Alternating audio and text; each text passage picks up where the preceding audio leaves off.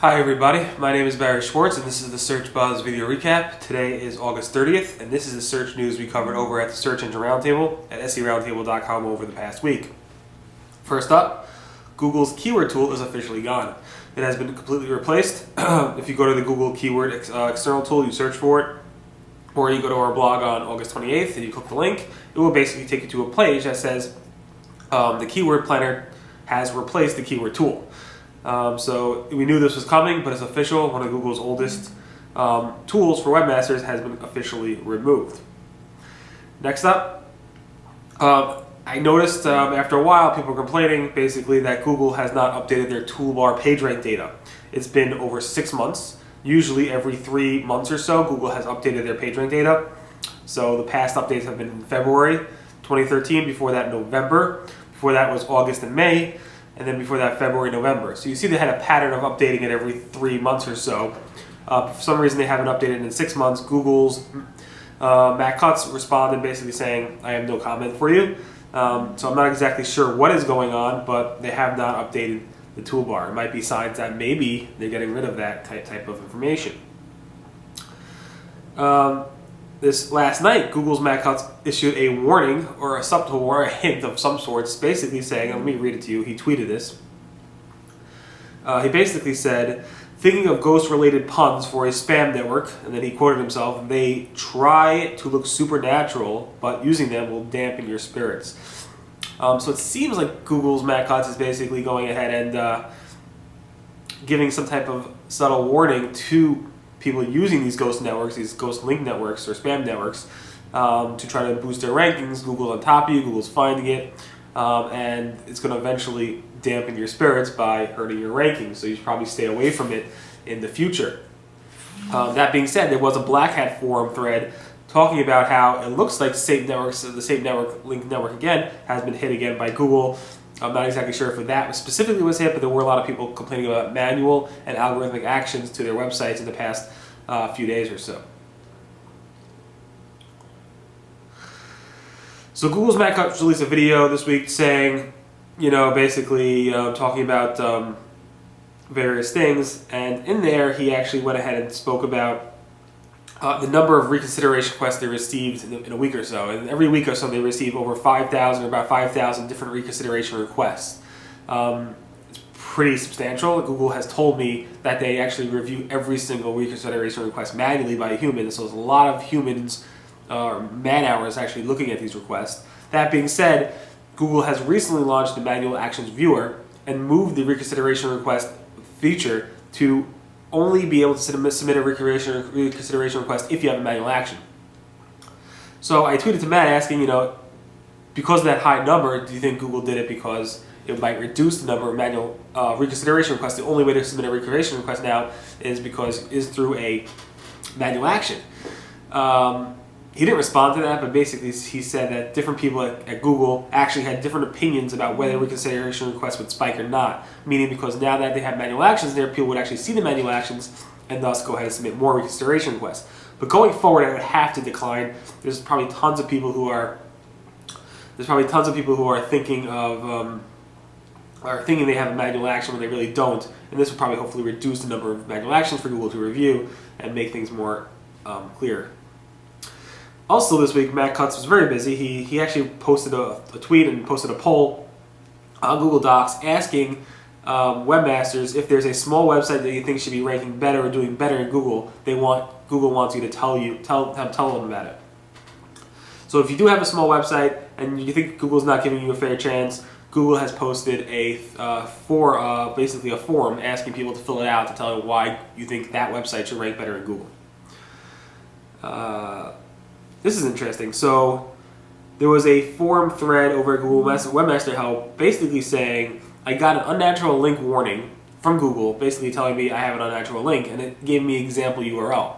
And the example URL they gave was actually a natural link. He's saying, I did not pay for it, I did not ask for it, I didn't even specify any of the content in the article. All they did was write about something that I was doing.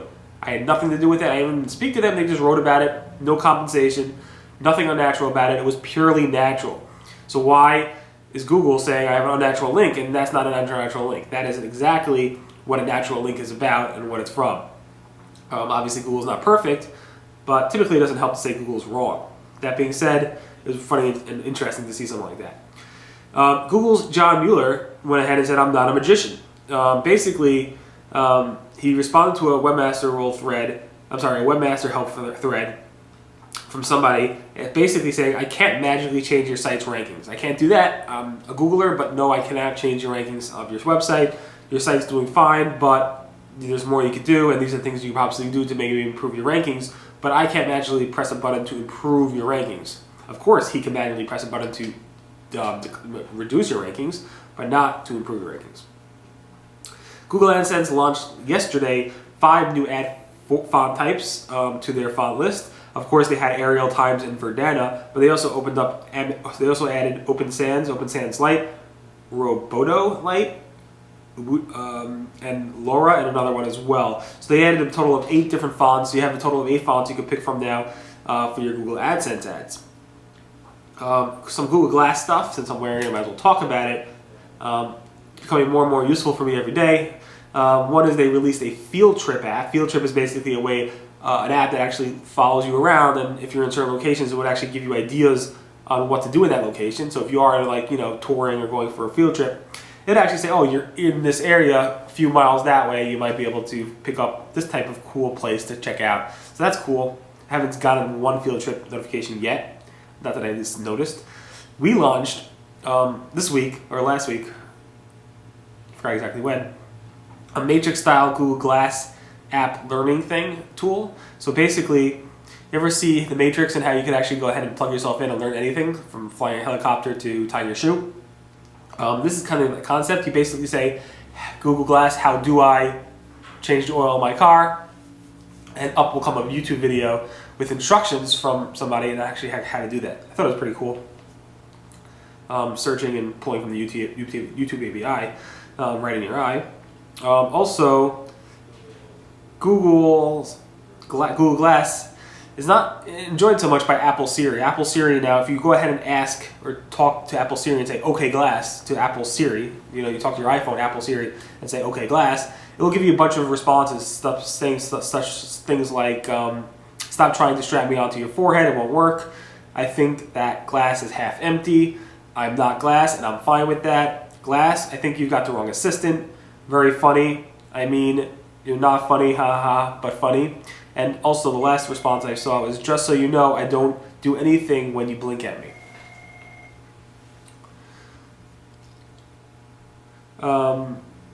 Okay, finally on the Glass area is Google Glass unofficially now supports Google Apps users. So finally I can actually use it and get my emails and respond to emails from it. I just got an email, I could tap on it, I could review it, I could actually respond to things. It actually integrates into my Google Apps account. The one thing that is a known issue if you are using Google Glass with your Google Apps account is your calendar events currently won't show up. Google is aware of it, and hopefully they'll fix that soon. Finally, 2 more things. Steve Ballmer from Microsoft, the CEO of Microsoft, I think he's been the CEO for about 10 years. He obviously replaced the founder of Microsoft. He is stepping down. He announced his retirement this past week. What was interesting is not that he just announced his retirement and it came out of the blue, was that in a Hacker News thread, Matt Cutts responded to somebody talking about how Steve Ballmer and Microsoft use or partner with malware or adware companies for their search engine Bing, and he found that interesting. I guess things like that happen. Especially with larger companies that don't know what they're doing. Finally, Google had one doodle this week on Google.com, the USA version, to celebrate Martin Luther King's I Have a Dream speech. It was the 50th anniversary, and it was a nice logo showing him speaking, and obviously linking to the search result. Anyway, that pretty much recaps the Search Buzz video recap. My name again is Barry Schwartz, and this is search news we covered over at the Search Engine Roundtable at scroundtable.com. Today again is August 30th. And I'll see you guys, no, I won't see you guys next week. Friday is Rosh Hashanah, so I will not probably doing this video. Maybe I'll do it on Sunday, I'm not sure. So have a great week, and I'll do some type of recap. I'll be offline Thursday and Friday of next week. Everyone have a great weekend. Happy Rosh Hashanah if you're Jewish, and I'll see you guys next. Be well.